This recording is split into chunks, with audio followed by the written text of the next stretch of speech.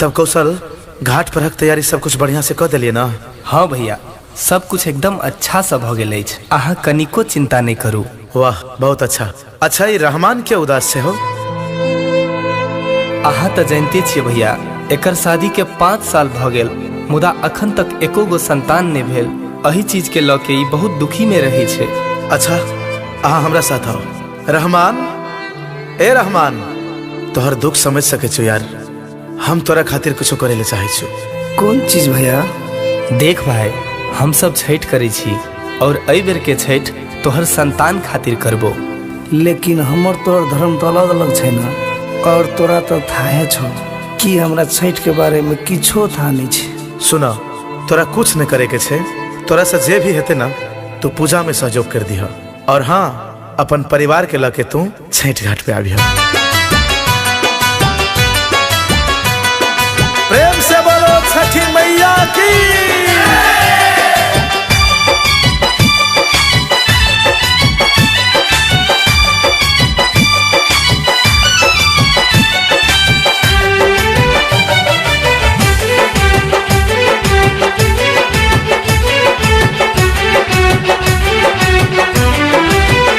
छठी मैया है सुनियो पुकार, एगो गोदी में दादी ललना।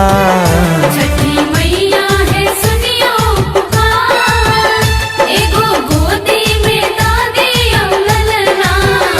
हमर नैया लगबा बेड़ा पार, कहिया पुरते है माँ हमर सपना।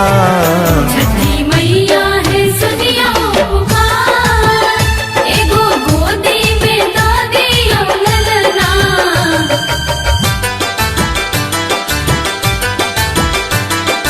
प्रेम से बोलो छठी मैया की।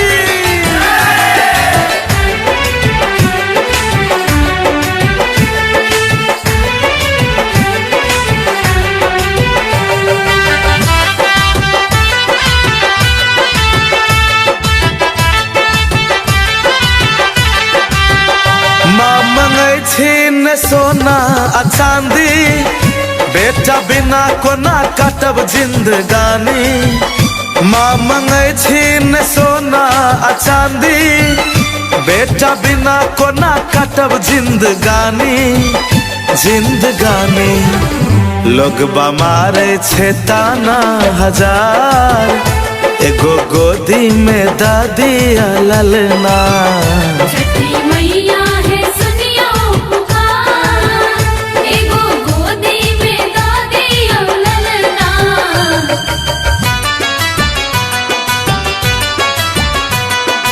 प्रेम से बोलो छठी मैया की।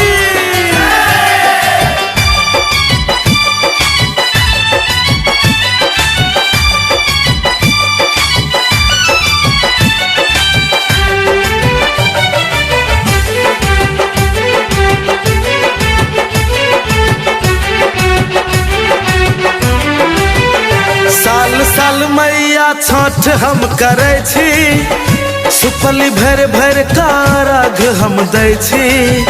साल साल मैया छठ हम करे छी, सुपली भर भर कारग हम दै छी।